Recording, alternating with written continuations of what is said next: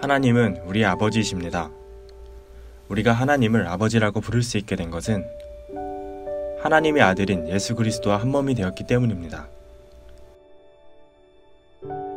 하나님은 예수 그리스도를 보내주셔서 우리를 향한 자신의 사랑을 나타내셨습니다. 하나님은 사랑이십니다. 이 사실을 분명히 알기 위해서는 먼저 하나님의 공의가 얼마나 엄격한지 알아야 합니다. 그리스도인이라면 누구나 하나님의 뜻대로 살아야 한다는데 동의할 것입니다. 하나님의 뜻대로 살지 않으면 멸망할 수밖에 없다는 것도 알 것입니다. 문제는 하나님의 뜻대로 온전히 살 수 없다는 데 있습니다. 이는 지옥에 가지 않을 사람이 없다는 말이기도 합니다. 하나님이 예수 그리스도를 통해 우리에게 은혜를 베푸신 이유가 여기에 있습니다. 율법이 사람에게 요구하는 것은 하나님의 뜻대로 살라는 것입니다. 하나님의 뜻대로 온전히 살 수 있는 사람이 없다는 것은 율법 아래에서 모든 사람이 죄인일 수밖에 없다는 것을 말합니다. 율법이 죄인에게 요구하는 것은 사망입니다. 예수 그리스도께서 이 땅에 오셔서 감당하신 것이 바로 그것입니다. 그는 지금도 죄인들을 부르고 계십니다. 하나님의 뜻대로 살 수 없는 자들아, 와서 은혜를 받아라. 사람은 죽음으로써 소멸되는 존재가 아닙니다. 하나님께서 사람을 만드실 때 남자와 여자를 만드시고 그들에게 생육하고 번성하여 땅에 충만하라 라는 명령을 내리셨습니다.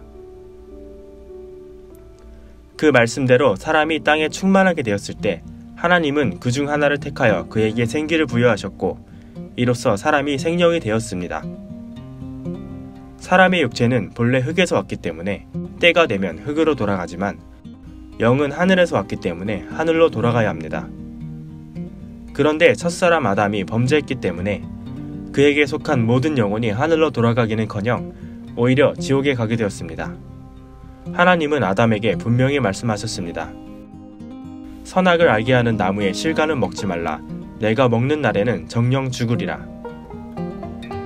마귀는 선악을 분별하면 하나님처럼 될 수 있다고 유혹했지만 선악을 알게 됨으로써 아담과 그에게 속한 인간은 영원한 멸망을 피할 수 없게 되었습니다. 그런 인간을 구원하려는 계획 속에서 하나님은 먼저 이스라엘에게 율법을 주셨는데 율법의 역할은 사람으로 하여금 선악을 알게 하는 것이었습니다. 그리고 이방인에게 있어서는 양심이 그 일을 합니다. 그럼에도 불구하고 사람들은 은혜를 받은 후에도 여전히 율법이나 양심을 의지하려 하는데 하나님께서 애초에 경고하신 대로 선악을 분별하는 것은 오히려 사람을 죽게 만드는 것임을 분명히 알아야 합니다. 마귀는 이 사실을 분명히 알기 때문에 예수 그리스도 안에 있는 사람들을 은혜로부터 끊어지게 하려고 율법이나 양심을 이용합니다. 신앙생활을 잘하던 사람이 어떤 실수나 잘못을 저질렀을 때 마귀는 그것을 빌미로 너는 죄인이야, 양심적으로 생각해봐. 그러고도 하나님께 나아갈 수 있겠어? 하고 속삭입니다. 기쁨으로 신앙생활을 하던 사람도 일단 마귀의 그러한 공격에 넘어지면 결국 그리스도에게서 끊어지고 은혜로부터 떨어지게 됩니다. 마귀의 그러한 공격을 이길 수 있는 방법이 무엇일까요? 그것은 우리 안에 예수 그리스도의 피가 있다는 사실을 인정하고 그것을 증거하는 것입니다. 이에 대하여 요한계시록 12장 11절은 또 여러 형제가 어린 양의 피와 자기의 증거하는 말을 인하여 저를 이겼으니 그들은 죽기까지 자기 생명을 아끼지 아니하였도다 라고 했습니다. 우리가 목숨을 걸고 증거해야 할 것이 이것입니다. 나는 예수의 피로 은혜 받은 사람이다.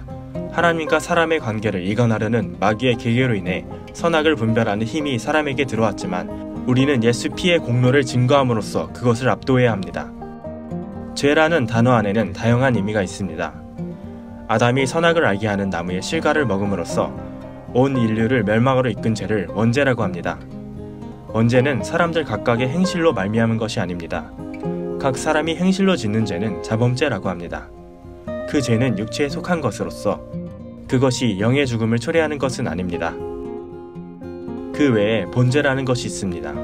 그것은 죄를 짓고자 하는 생각이나 감정에 관한 것입니다.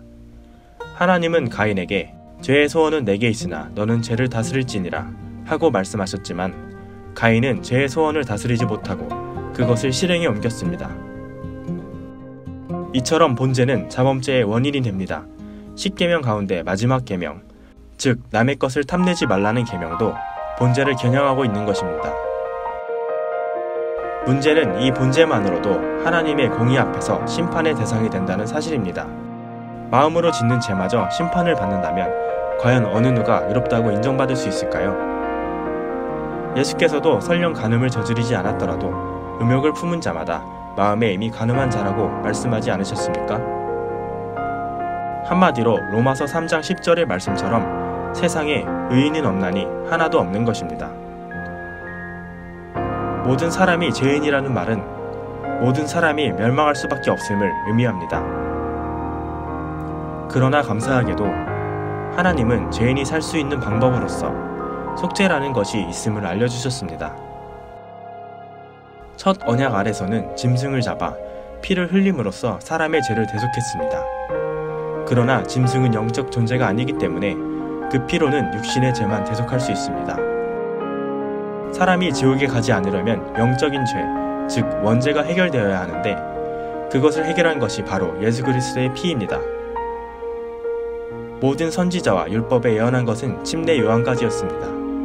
그가 예수에게 침례를 베품으로써 선지자와 율법의 역할은 막을 내렸습니다. 첫 언약 아래에서 사람들이 양과 소를 잡아 피를 뿌린 것은 예수 그리스도께서 장차 십자가에서 피를 흘려 죽으실 것에 대한 예언이었습니다.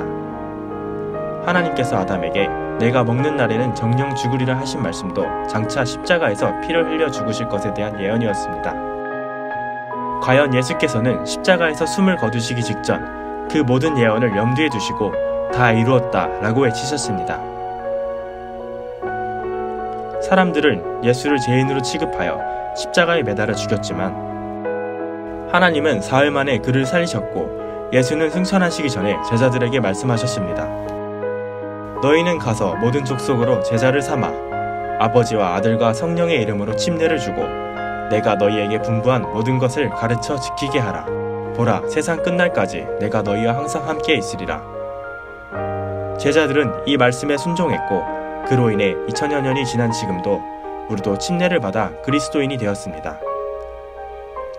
침례는 의식이 아닙니다. 의식은 곧 비유인데 비유를 모두 헐어버리신 예수께서 다시 비유를 세우신 것이 아닙니다. 침례란 율법으로부터 그리고 선악을 분별하는 양심으로부터 자신을 빼내어 예수 그리스도에게 옮겨놓는 것입니다. 마귀는 에덴 동산에서 선악을 알게 하는 나무 열매를 먹어라. 먹으면 하나님처럼 될 거야. 하고 아담을 속였던 것처럼 지금도 여전히 율법대로 살아라. 양심대로 살아라. 그래야 죽지 않고 오히려 하나님처럼 될 수 있다. 하고 사람들을 속입니다. 그러한 유혹에 넘어가 마음과 정신과 철학을 선악을 아는 일에 집중시키는 것은 멸망을 향해 달려가는 것입니다. 침례를 통해 자신을 예수께로 옮겨놓은 사람만이 성령을 받을 수 있습니다. 모세를 믿는 사람은 성령을 받을 수 없습니다. 선지자를 따르는 사람도 성령을 받을 수 없습니다. 오직 예수에게 이식된 사람만이 성령을 받을 수 있습니다. 그러므로 성령을 받은 사람이라면 다시는 선악을 알게 하는 양심에 얽매이지 말고 자신이 받은 은혜를 인정해야 합니다. 은혜를 인정하되 선악을 알게 하는 양심을 극복할 수 있을 정도로 충분히 인정해야 합니다. 예수께서는 진리를 알지니 진리가 너희를 자유케 하리라 하고 말씀하셨습니다. 진리를 모르는 사람들은 양심에 따라 사는 것을 신앙생활로 혼동합니다. 그러나 과거에 아무리 은혜를 받고 성령의 은사를 맛본 사람이라도 양심에 매달리기 시작하면 결국 멸망합니다. 양심을 의지하는 사람은 결국 그로 인해 정죄를 받고 마귀는 이를 틈타 그 사람을 억압합니다. 자신의 능력으로 마귀의 억압을 이길 수 있는 사람은 없습니다. 마귀의 공격을 물리치려면 예수의 피를 인정하고 그것을 증거해야 합니다. 하나님의 아들 예수 그리스도가 피 흘려 내 죄를 대속했다. 나는 그의 이름으로 침례를 받았다. 나는 그의 안에 들어와 있다. 나는 은혜 받은 자다. 나는 예수의 사람이다. 마귀는 끊임없이 우리의 그러한 고백을 무력화하려 할 것입니다. 예수의 피를 믿어도 소용없다. 너는 양심도 없느냐? 예수 믿는 사람이 그래도 되느냐? 마귀는 선악을 알게 하는 양심을 자극하여 그것으로 보혈의 능력을 덮으려고 합니다. 마귀의 그러한 계략에 넘어가 선악을 알게 하는 양심에 매달리는 사람은 결국 심판을 받게 될 것입니다. 그러므로 보혈을 인정해야 합니다. 보혈의 능력이 선악을 알게 하는 힘을 압도하게 해야 합니다. 그러려면 보혈의 능력을 마음으로 믿는 데서 그치지 말고 그것을 전해야 합니다. 주일마다 성찬을 하면서도 보혈을 전하지 않는다면 자기도 모르는 사이에 어느덧 양심에 눌린 삶을 살게 되고 그로 인해 심령이 약해지고 몸에 병이 생길 수 있습니다. 그리스도인이 된다는 것을 사람들이 대단히 쉬운 일로 생각하는 경향이 있습니다. 믿기만 하면 된다, 은혜를 받기만 하면 된다 라는 말을 자주 들으니 그럴 수 있습니다. 하지만 그것은 결코 쉬운 일이 아닙니다. 선악을 알게 하는 양심이 있고 율법이 있고 마귀의 억압이 있기 때문에 그것을 당해내기가 쉽지 않은 것입니다. 진정한 자유는 그 모든 것을 이긴 사람만이 누릴 수 있습니다. 로마서 8장 6절은 육신의 생각은 사망이요 영의 생각은 생명과 평안이니라 라고 했습니다. 선악을 알게 하는 양심은 육신에 속한 것인데 육신의 생각은 사망이라고 했고 13절은 육신대로 살면 반드시 죽을 것이라고 했습니다. 선악을 알게 하는 양심을 좇으면 이 세상에서는 칭찬을 받을지 몰라도 자기 영혼을 하나님께 옮겨놓을 수는 없습니다. 반면에 은혜와 진리는 영에게 필요한 것들인데 그것이 가져다주는 것은 생명과 평안입니다. 첫 언약은 보혈로 말미암아 성취되었고 이제 우리는 새 언약 안에 있습니다. 그러므로 성령을 받으십시오. 성령을 받지 않는 사람은 양심의 매인 종교인은 될 수 있어도 은혜 안에 거하는 그리스도인은 될 수 없습니다. 성령을 받은 사람은 성령을 마시나 보지 말고 성령으로 충만하십시오. 선악을 알게 하는 양심을 압도할 정도로 성령의 충만을 받으십시오. 단지 방언을 말하는 것에 만족하지 말고 성령의 다양한 은사와 능력이 나타나도록 성령의 충만을 받으십시오. 보혈의 공로를 성령으로 확증받고 보혈의 은혜를 성령으로 증거하십시오.